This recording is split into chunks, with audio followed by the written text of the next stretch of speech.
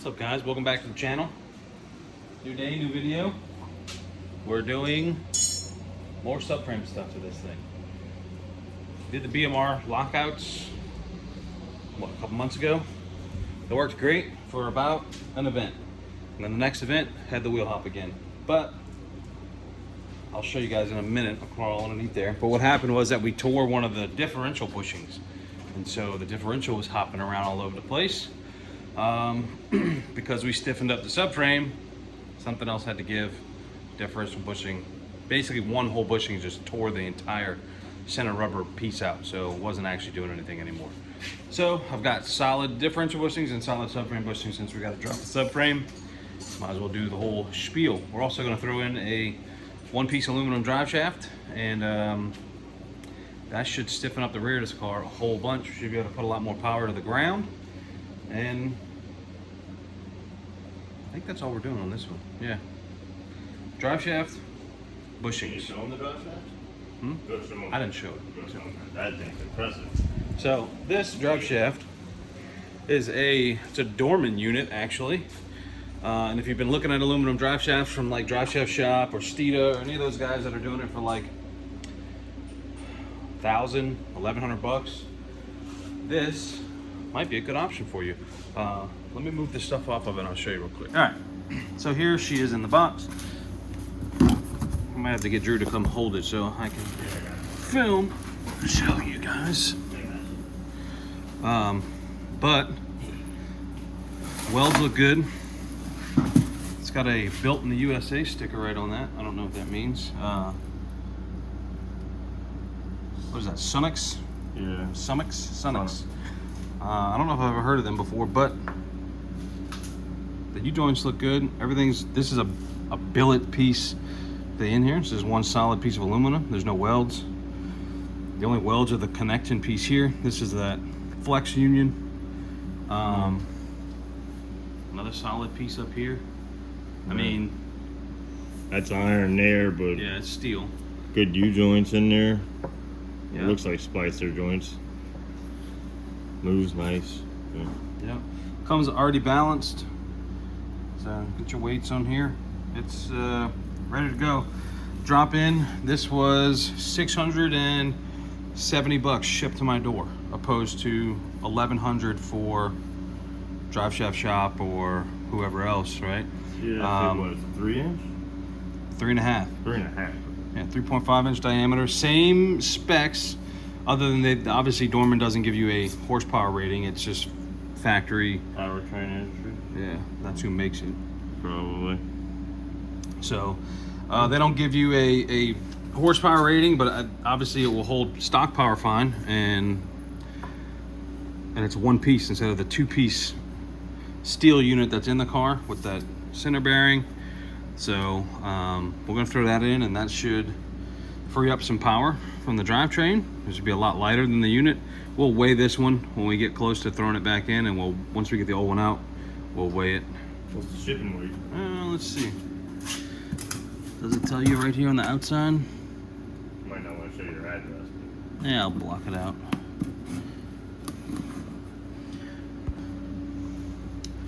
But Yeah. I think it's a pretty solid unit for the price. I'm impressed. I'll be honest. When you said a Dorman, I was like, yeah, well, I figured I could hey, try it out. well, you can always, like, if you get it and it looks absolutely garbage before you put it in the car, you just send it back, you know? Right. But it doesn't. It looks like this unit looks exactly like the Steeda unit. I mean, it looks identical to that. Now, granted, is it the same drive shaft? Maybe. Oh, look, and they give you hardware. Yeah, they give you all new hardware for it too. Nice.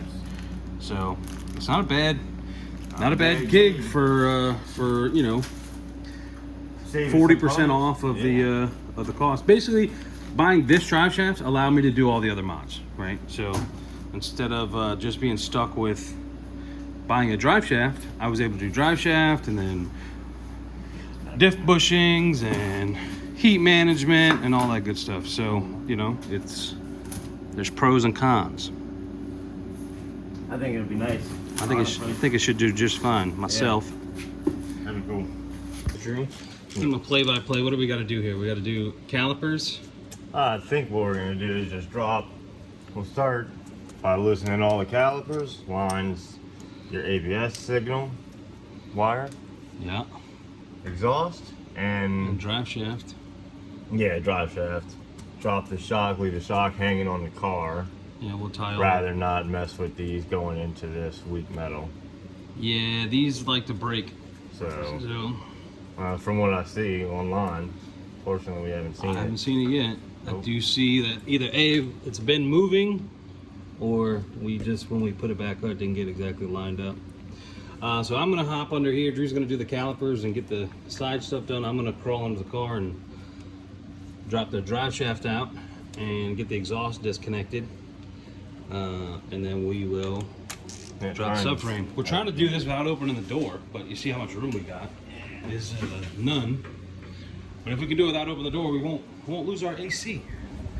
We got AC in the garage, and it's 76 degrees and nice instead of 100. So, you know, we're being bougie. We don't want to lose that air. All right, so this is where we're at, ladies and gents. We got the calipers off, got them hung up in their respective places. All we got left to do now is we're gonna take off the BMR lockouts, and then we're gonna drop the whole subframe down. We just gotta be careful of these springs because they are under some tension. So as we come down, they're gonna be pushing up on the body of the car as we're lowering the subframe. So I'm just gonna take it nice and slow and drop this guy out.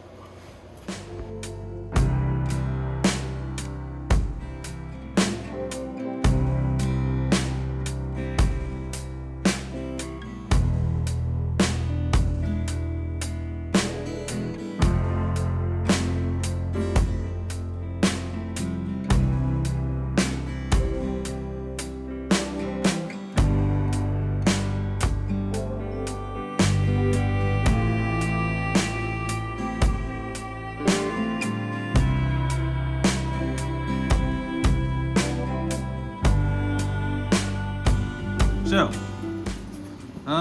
this side we overfilled the diff fluid one time and it became a giant mess. This side is much cleaner, see? So what we're gonna do is we're gonna go outside, I'm gonna oven cleaner all this shit off and pressure wash it, and then we're gonna probably wheel this bad boy back in here and strip her down. Sound like a plan? Sounds like a plan.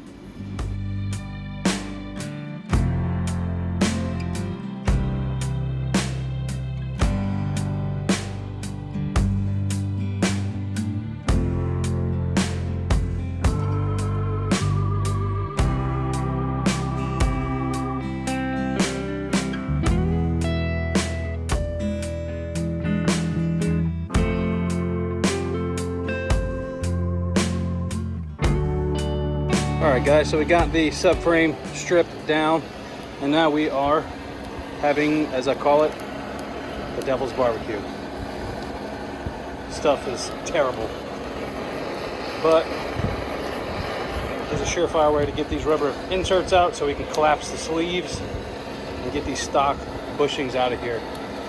It's gonna take a while, and it's looking like we might catch a bit of rain here. We're in the middle of a little summer BS in Louisiana where it rains every afternoon. So we'll see how long we can keep this up.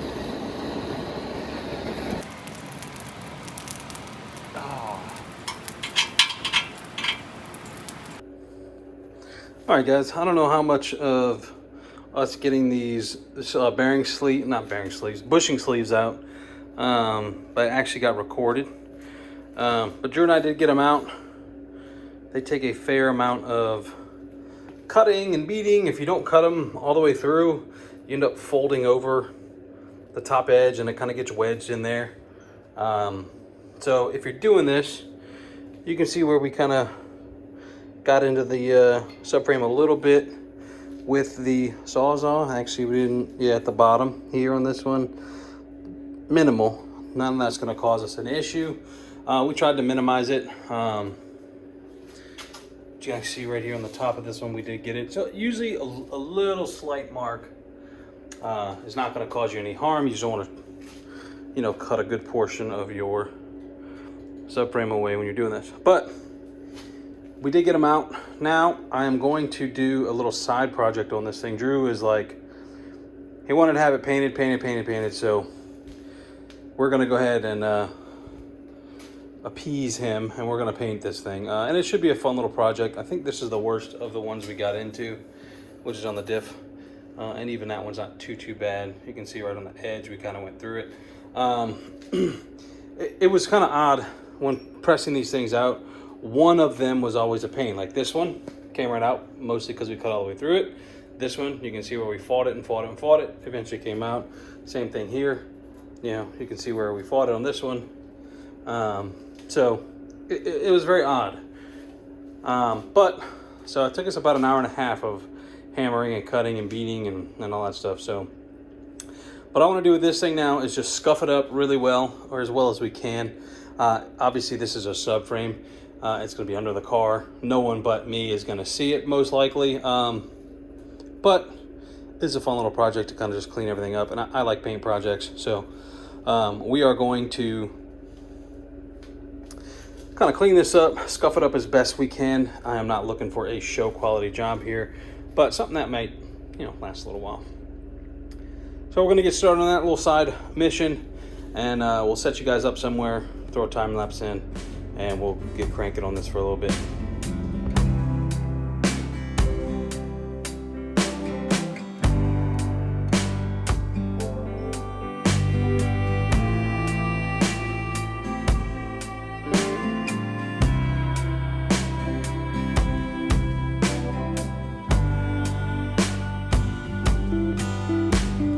All right, guys, I think you can tell kind of from that little small time lapse. I'll show you the end of it, but you're gonna get the gist of what we're doing here. So in between, you know, when I get a little tired of sanding and my old Ryobi, this thing is old, man. It's got to be 10 years old. The batteries are getting weak and they overheat quickly. But I just wanted to show you kind of what I'm doing with this guy. So this is a obviously a little sanding disc. But it's perfect for these type of things. Obviously, it's a little bit oversized if you were just to hold it up to these diff bushings. I don't have one that's a little bit oversized on these guys.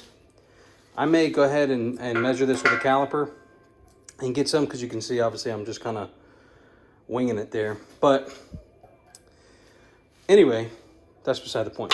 Remember I showed you the one we really kind of tore up when we were trying to get that bearing out? I mean, I keep calling it bearing, the bushings, where we really kind of dug into this guy. You can see, let me get this stuff out of the way in here. You can see that it's all shiny except for the low spots, right? But this guy here, I know the light's kind of bouncing right in your face, but if you're doing this in your garage, you can see how this kind of tapers off like a teardrop. And then I can feel with my finger that this is a high ridge that's not allowing this to get sanded down. So what we need to do is file this little nib down, because we don't want to have any issues when we go to press these aluminum solid bushings in. So if you're doing this, once you get the sleeves out, feel around the holes. Be careful, they can be sharp, but feel around where the bushings are going to be pressed into. You don't want them to be way out of round or have any kind of high spots. Have low spots. Low spots are okay. Bushings just slide right over the low spot. No worries. You don't want to have a high spot. One, it'll chew into the aluminum bearing. This is a steel subframe. Steel is going to beat aluminum every day of the week, and it's going to chew up your bushing when you push it in. So you want to prep these as well as you can. Get them nice and clean. Get the high spots off. So this, the sandpaper is not going to do it. I mean, it would eventually, but we'd end up making this entire hole really big. So what we want to do is take a file and only file down this one point and get that squared away. So I'm gonna go ahead and do that.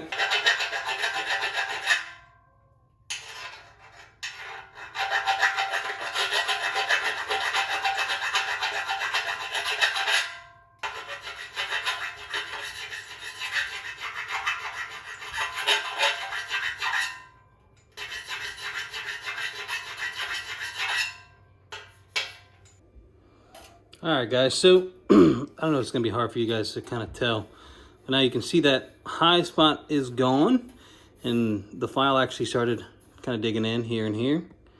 But that is now pretty much level, and then we will come back with that sanding disc 1 or 2 more times, clean this area up. And like I said, I know it looks gnarly, and you guys can't feel it, but it's all low spots, and we're gonna be all right. Okay guys, so decided to hold off on the prep here. I want to get these bushings in, and the reason being is I want to be able to heat this up without blowing off all our new paint. The plan is I got the bushings in the freezer, so what I'm going to do is heat up this sleeve, and then hopefully frozen bushing, hot sleeve, metal expands, metal contracts. So hot expands, cold contracts, and hopefully we can get these guys to just go on in. We're gonna find out.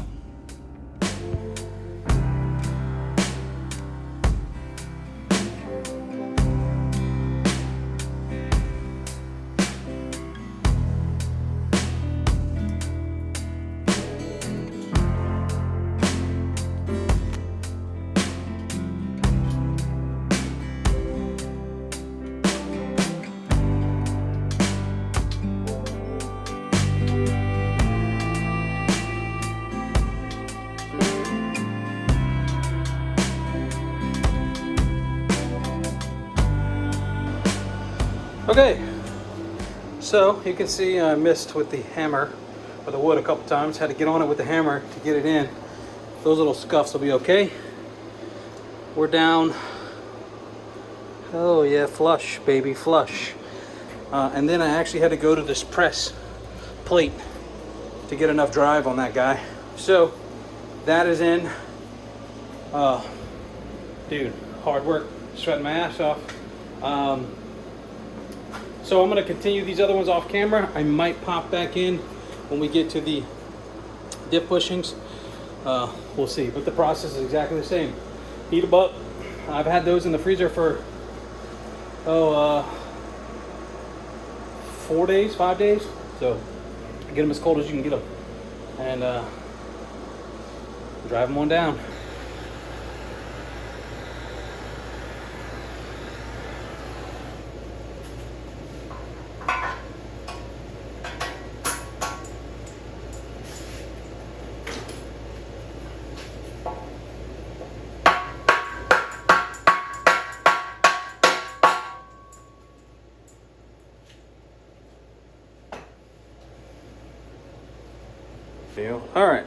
All right guys, welcome back to the garage. Drew's here helping me out as usual. You know Drew. You guys saw me prepping the subframe for paint. I didn't show you guys painting it, but this is what we did. It came out pretty good. It's got some runs and some drips, but it's a subframe.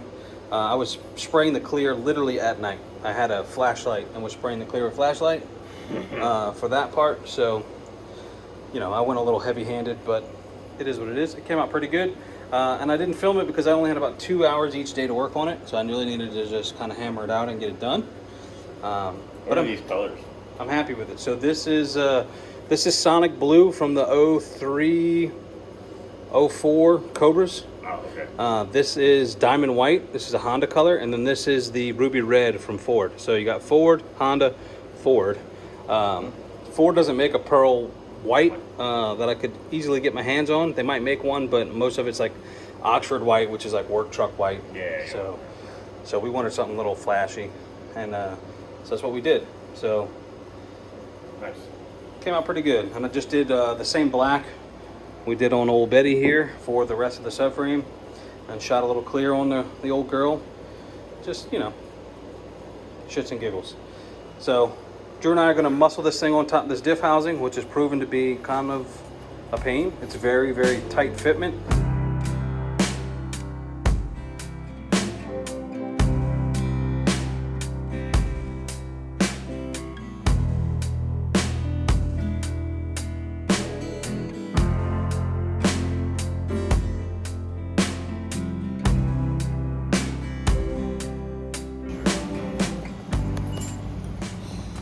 Alright, so that was a fail, guys. We're fighting the diff wanting to move, and then having to hold the subframe, you got to be perfectly straight. So the next plan of action is we're gonna throw the subframe in the car, just loosely, so it's a solid point. We'll get the diff in, and then we'll slide it back out and bolt the suspension on, and then put it back in, all as one big piece. That may or may not be a good idea. We'll let you know as it goes. Yeah. All right. So I know it's dark under here. You're gonna have to bear with the flashlight. Subframe is hung and in. We put the BMR stabilizers, I guess I'll call them, braces back on, because I think I pitched the factory ones, but they bottom out and they're all right. They're fine. They ain't going nowhere. Okay, so yeah, you know, this is our life today. Just nothing going right. We have to modify this spare tire well because we can't get the bolts in the diff. So we're gonna Hulk smash it with the hammer so we can get these bolts in. Mm-hmm. Yes, sir. Yeah, it's the easiest way. Yep. And we don't carry a spare tire anyway because we're gangster. And guess what? This car never came with a spare tire. So why is there a spare tire well here? I don't know. But there is. So we're gonna get to smashing. Do you have a subwoofer in here? I don't think so. Well, it won't be there for much longer. I don't have the fancy audio system, so.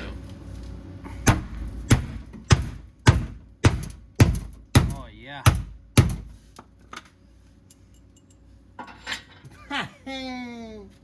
Like a glove.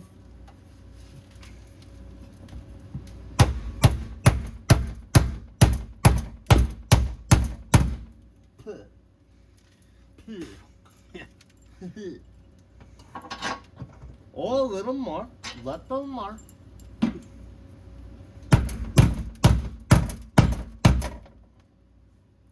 dude, that piece went right in my ear. Shit. Oh yeah, right in my ear. That'll get us. Oh yeah. Little tappage. Hey, look at that stock. Perfect. I wonder what was bouncing around in there. You heard it, huh? There's probably stuff in there. Who knows? Ooh. So we did a little modifying on the differential ears here where they mount up. Kind of tapered the edges so it doesn't bind as much on the bushings, and then we kind of try to flatten these edges out a little bit because, again, this stuff is so tight tolerances that we're struggling getting this stuff in, and we already have to. The bolts they give you are running into the gas tank, so we're gonna have to space those out and shorten them anyway. So I just figured we'd take some material off on this end, and I'll move the diff back a skosh. Yeah, plenty of room in the drive shaft to take off for yeah, any kind of deflection like that. We're talking a 1/16 of an inch, if that. if that. You know, less than a millimeter. Yeah, more so just bevel the edges like that to where it'll hopefully slide up and in easier, and then we can maybe rotate the diff, because what's happening is once we get it up in, we'll show you, but once we get it up into the subframe, we can't rotate. Yes. You can't clock the diff this way like you would be able to on the rubber bushings, because there's no movement. So it's got to go up straight into position, and then like stop perfect on all 4 bolt holes to line at the up, same right? time. Like you have to be like absolutely perfect first time. Otherwise, any movement is just gonna like offset it, and it's so tight. and like, once you get it wedged in there, you You're- can't you're- move it anymore. you're done. So we're just trying to make our life a little bit easier. So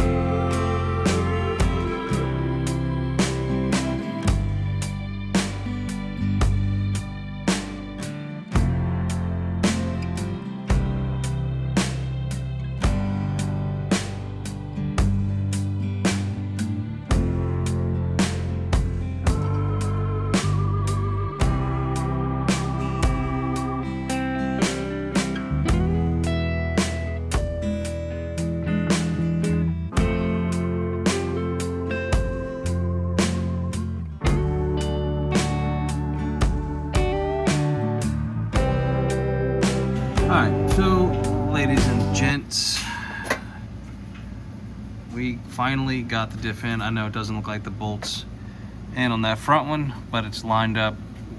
Actually, what we're having to do is cut down the hardware they sent because it runs into the tank. So we're shortening the bolts. So we're cutting them down. So if you ever got to cut a bolt down, make sure you run a nut on there front. That way it'll clean up the threads once you are done. Pro tip.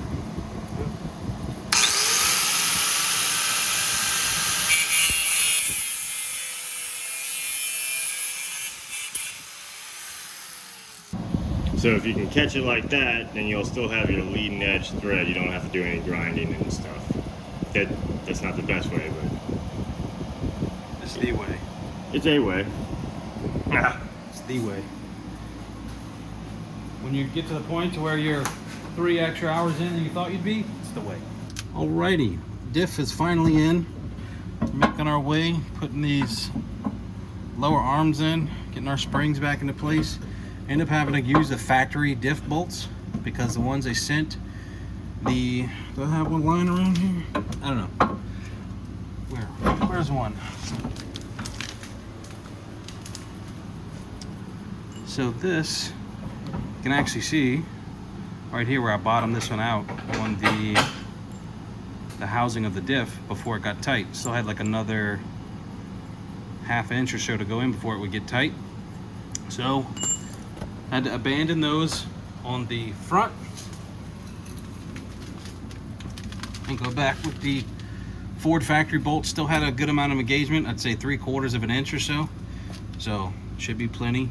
And then again on the front side we had to trim them down. So not quite plug and play, as they say. A little modification required, kind of everywhere. But it's in and we're on our way back together. Drew's putting the suspension back in and I'm getting ready to throw that drive shaft we talked about like 2 hours ago back in. Maybe 2 hours for you, but it's like 7 days for me, however long it's been.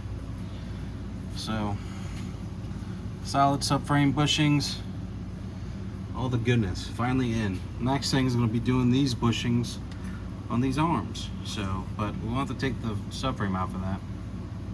Here. Yeah, I'll see what I can get to. All right, guys. So when you do this new drive shaft, you're gonna get rid of your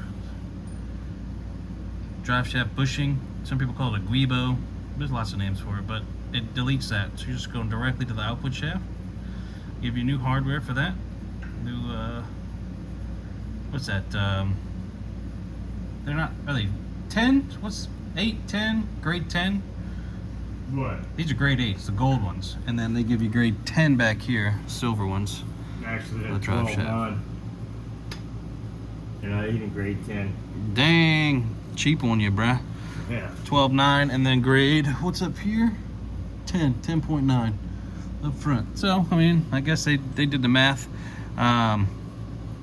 If I had time, I'd probably upgrade these to some more stout stuff. 12 is kind of weak. Yeah. You share these things right off doing what we're doing. So I probably will upgrade these at some point. But for now, we're gonna throw them in. They don't give you any lock washers with it. So we're gonna throw some Loctite on these Johnnies and get them in and get them tightened up. But other than that, it's pretty straightforward to get this in. Just, it bolts right up. So we're gonna go ahead and center down. We'll get that exhaust on and then we'll give Drew a hand putting this rear suspension back together. So just want to give you guys a little update. All right, we got this side mostly back together, guys. We still got to put the brakes on and put the sway bar in, but she is getting there. I got the most of the drive shaft in. Drew got that done, and then he's on this side. We are tightening everything up. Shocks were a bit of a pain to get back bolted up to the It's gotta get flat. Yeah, if we just do it. So whenever you're doing your shocks, bolt them to your lower arm first, and then just jack it up into place to get your upper mounts in. We did it try it and do backwards. But at the same time, I don't know how true this is, but we found some weld-in plates that make this a lot stronger and put your own nuts in here, because apparently other people in the world have had these just ripped completely off the body, which it's fairly thin if you get in there and look at it. So Yep. that's why we didn't take those loose. Yeah, Scary. it's a known problem on these cars. So, but I can cross that bridge when we get there. Yeah, we hadn't seen it. All right, guys, and in the name of being thorough, Drew and I decided collectively that these two last arms should be replaced. These probably not as pertinent as the tow rods were, but these inner bushings on these tow arms were shot. So I'm gonna go ahead and knock out these vertical links real quick, and then tomorrow Drew's gonna swing by and we're gonna knock out these tow rods and load this puppy up and go get a alignment.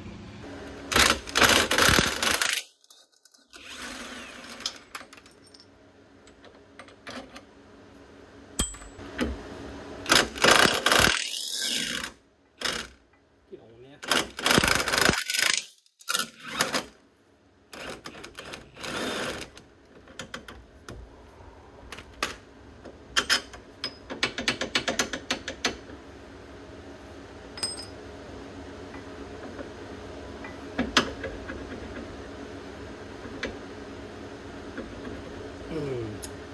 Might have to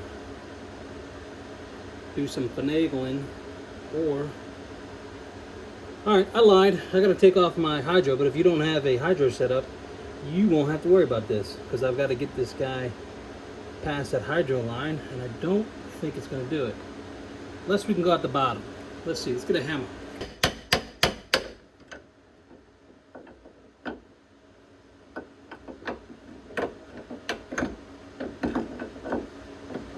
Negative, Ghost Rider.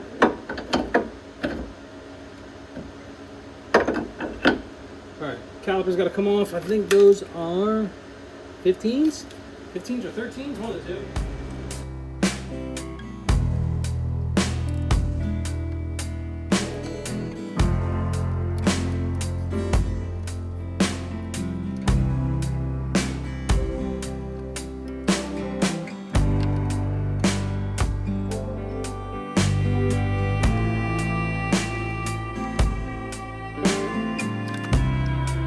This is a new piece that's going in, guys. It's made by a company called J&M. It's either performance or suspension, something like that. Picked these guys up because it was a spherical bearing part. This is how they come packed, plus some. This is just to keep your heims in. I guess they're heims. But they come packed really, really nicely. Ordered them from Beefcake. They had a sale on these for like $185, and then I had like a $15 coupon, so I got them for like $200 shipped to the door, tax, title, license, everything out the door. So not bad. Pretty stout piece. Looks like one big machine billet aluminum, so can't complain about that. Not for $200. So that's pretty straightforward. Obviously, my car is a little bit more in depth. If you've got a regular GT. You're not going to have to take that caliper off to get these in and out. But now I'll just toss this guy back in and we'll be good to go. Alright guys, so these are in there like swimwear. Pretty easy to do. So I got this basically nut started over here, and then just kind of rolled this. You can roll this whole kind of assembly backwards when this lower nut's loose, and then I just kind of got it started and then pushed this down in as much as I could by hand, and then you can see right on the top I gave it a couple little love taps. I mean, real light with a regular hammer. If you want to do it with a rubber mallet, you could, and it would work just fine. I just didn't have one handy, so I just use a regular one. I got a couple little nicks on the top, but ain't no thing. Easy peasy. Should take you probably, with jacking up the car and everything, probably 45 minutes, maybe less, to knock this out, especially since you don't have to take off them hydro calipers. But that is that. I'm gonna do the same process on the other side, and I will see you guys tomorrow to put those tow rods on.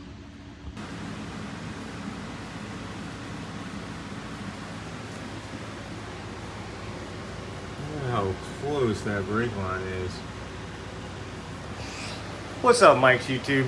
This is Drew, you know, over at Mike's house. We're working on Mike's car, but I had Mike's arms.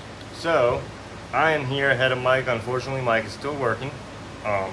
Don't know if he'll use this video, but I just wanted to make sure we didn't miss anything for you guys. So these are BMR S550, 2015 S550 toe arms? Toe? Yeah, it should be toe. A couple people make these. BMR honestly has the best price as far as what I found when I was browsing around. Mike might know a little bit more info, but just my basic browsing. And to be honest, they are quite heavy, quite stout. What I like about them and what I wanted to point out most is look at the underside. So that's the bottom of the arm, and they've already reinforced it for you. So that'll be your top part of the arm. Arm will sit in like this to the car, yeah, or like this I should say, in the vehicle. So it's already reinforced. You can see how stout it is. This turnbuckle is actually a one-piece solid. It's, I mean, man, might throw these on a scale, get you guys some weight, but yeah, these are nice. BMR makes some good products, so let's slap these Johnnies on, and I think Mike's already got these arms on, which is what we were waiting on. Very, very close to that brake line. We're gonna have to figure something out with that for sure. It's not hitting, but boy, is it there. And yeah, we'll replace that. Then we should be on our way to getting alignment, and the Mustang should be 100% complete in the back. Hopefully. Then just be ready to dial her in and hardy. So let's get these on, see what we can get adjustment wise out of this thing, get her on the ground, get the rod height checked, and get ready for that alignment tomorrow and the event coming up. YouTube. So let me pop up under here. Just so you see, just so everybody knows, this is going to be an 18 millimeter bolt here, should be stock. This should be a 21 nut. Now, normally, some guys would keep these eccentrics, so you would want to mark this if you were going to try and keep this eccentric. We will be putting our lockouts in there. So what I'm going to do to try and get us as close as possible, we're trailering, so it doesn't really matter if the alignment's perfect or not. If you're driving, do your best here. I'm going to measure from the center part of this arm where the bolt would go through on the center plane of this arm down to the center plane of this arm. I'm going to take that measurement and then transfer it to my new BMR arms, and that should get us in the ballpark from there.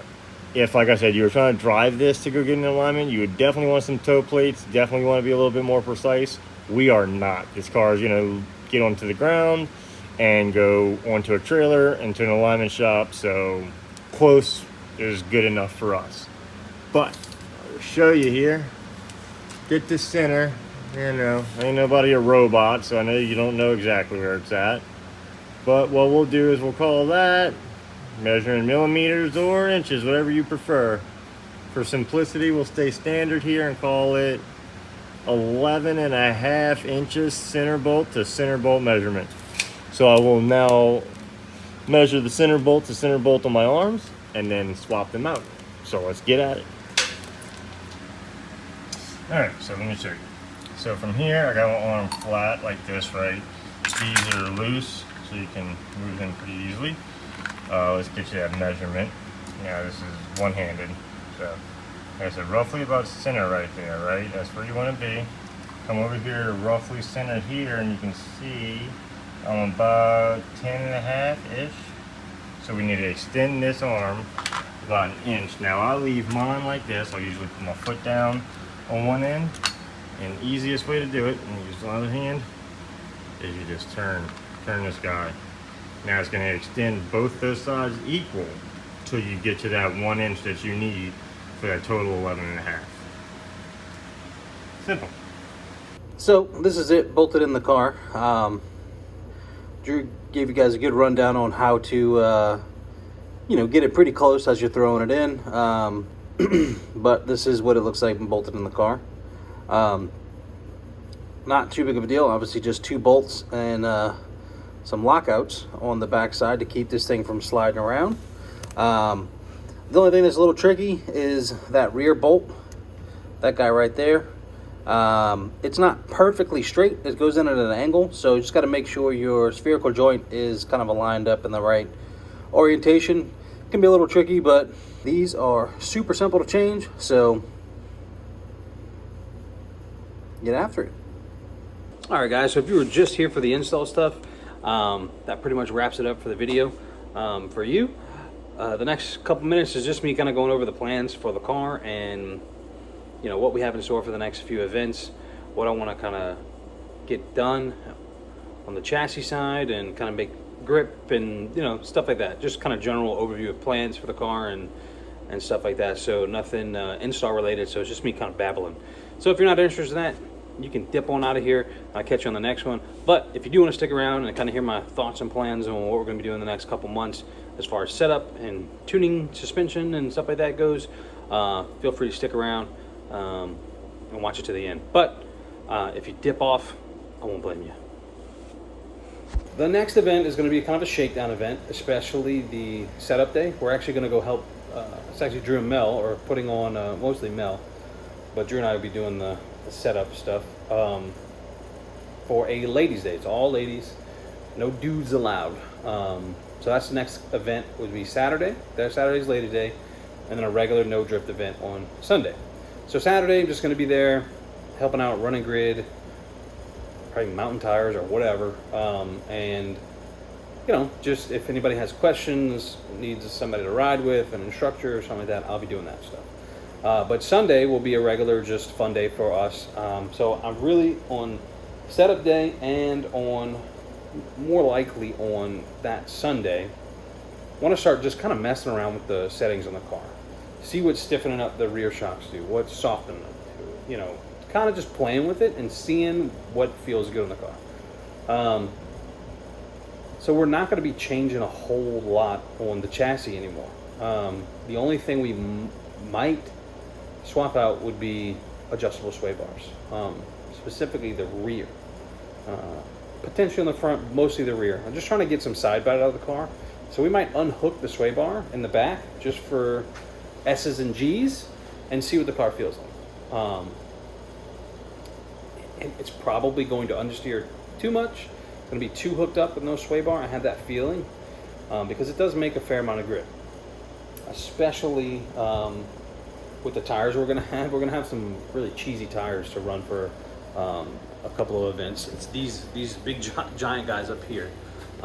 We picked these up for stupid cheap, and so I couldn't really pass up the deal. They're used, but they got plenty of tread life on them. If you've ever seen like competition tires, they don't come with much more than what's on these guys.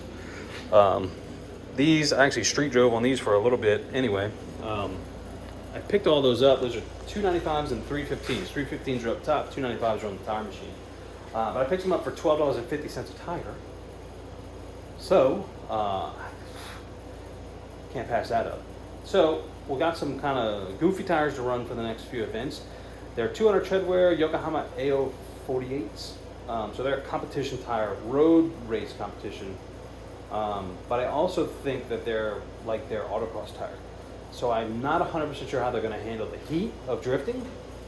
They may get greasy real quick. I have no idea. But they're going to make good grip for some period of time. Anyway, so we've got some burner tires. I've got a bunch of these to go through. So that might skew the setup of the car a little bit because we'll have some kind of oddball tires. But I don't think they're going to be way different than like a 285, 200 treadwear tire. Especially like the 295s. These are 295s, 200 treadwear, and the 315s are still on a 10.5 inch wheel, so they're not as wide as they could be. They're on like an 11 or 11.5. Run them probably 35 psi to start. See what they feel like. They may feel like glass. We might have to lower them down, but I don't want to kill the drivetrain with these crazy tires. Because what we have been using is this. We've been using these Denzos, I think they're called, or Lenzos, something like that. Yeah, Lenzo D1s. These are a 240 treadwear, 275 40 18, and they did pretty good at the last comp. Obviously not a ton of side bite, but the accelerators didn't have a ton of side bite either, the 200 treadwear accelerators that I ran. And then these are much, much cheaper as as far as getting them. I think like $60 a tire cheaper. So for a party tire, or even like a grassroots comp tire, for a car at this power level, right around probably 400 wheel-ish, the 275s, they did great. The comp runs, obviously we were going full ham on the comp runs, and they probably did 15-ish laps like that, and then another probably, I don't know, I'd say they probably got 20 laps out of them. And so for this car, that's a win in my book. 20 laps, that's half a day for me. Typically, I don't do a ton of laps all the time. I usually do 2 and then come off. So that takes me a while to do 20 laps. Anyway, here nor there on tire wear, we're not really focused on that. But I just want to make as little changes to the chassis as possible, and really just trying to change some settings, change the Ackerman settings on the Scotty D kit. Haven't changed any of that since I've got it. Just put it at 0, left it alone. So want to try to mess with those a little bit. Try changing the stiffness of the shocks in the back, make them a little softer, make them a little stiffer, see what the car likes. Right now I've got a little bobble in the front end. I'll put it a quick video. Like when you really throw this thing hard into a transition, you can see the whole front of the car kind of, not porpoise as much, but like kind of roll. So stiffening up the front shocks will help that, but I don't want to stiffen them up so much so we don't make enough front grip. I don't see that.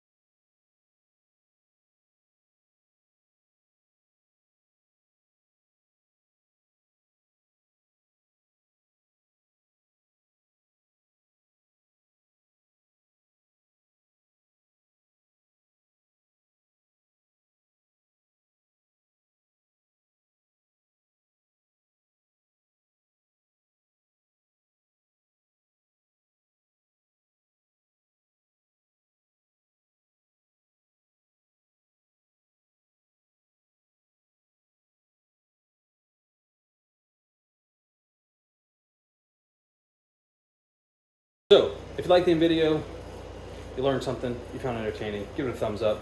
If you got questions, comments, concerns, leave them down below. Or now they're not even down below anymore. They're on the side. At least on my YouTube, they're all on the side. You don't even look down and below anymore. But anyway, you guys know what to do. So do all the things, and I'll catch you on the next one. Peace.